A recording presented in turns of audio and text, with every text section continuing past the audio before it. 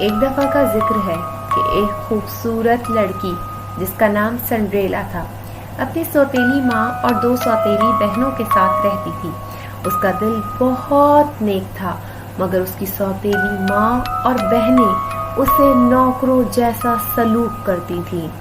Cinderella سے دن بھر گھر کے سارے کام کاج کروایا کرتی تھی، جبکہ اس کی سوتیلی بہنیں اچھے کپڑے پہنتی، مزے کرتی تھی، اس کا مذاق اڑاتی تھی، مگر سنڈریلا کبھی شکایت نہیں کرتی اور ہر حال میں مسکرا دیتی۔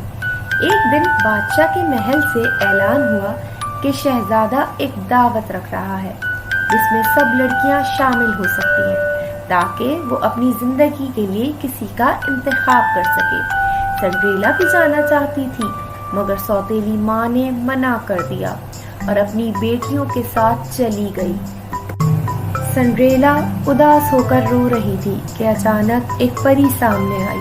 اس نے اپنی جادوئی چھڑی گھمائی اور سنڈریلا کو ایک خوبصورت شہزادی بنا دیا۔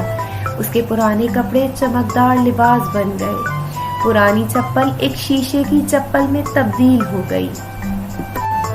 پری نے کہا، یہ جادو صرف آدھی رات تک رہے گا، اس لیے واپس آنا نہ بھولنا۔ سنڈریلا جیسے ہی محل میں پہنچی، شہزادے نے اسے دیکھا اور فوراً اس کی معصومیت اور خوبصورتی کا پیروکار ہو گیا۔ دونوں نے ساتھ ناز کیا اور باتیں کی۔ سنڈریلا بہت خوش تھی، مگر جیسے ہی گھڑی نے 12 بجائے وہ جلدی میں بھاگ گئی۔ دوڑتے وقت ایک شیشے کی جوتی اس کی سیڑھیوں پہ گر گئی جو شہزادے کے ہاتھ لگ گئی۔ اگلے دن شہزادے نے اعلان کرایا کہ جس لڑکی کے پاؤں میں یہ جوتی فٹ آئے گی وہ اس کی ملکہ بنے گی۔ سب لڑکیوں نے جوتی پہننے کی کوشش کی، مگر کسی کے بھی پاؤں میں نہ آئی۔ جب سنڈریلا کی باری آئی تو جوتی بالکل فٹ ہو گئی۔ شہزادہ بہت خوش ہوا اور فوراً سنڈریلا سے شادی کر لی۔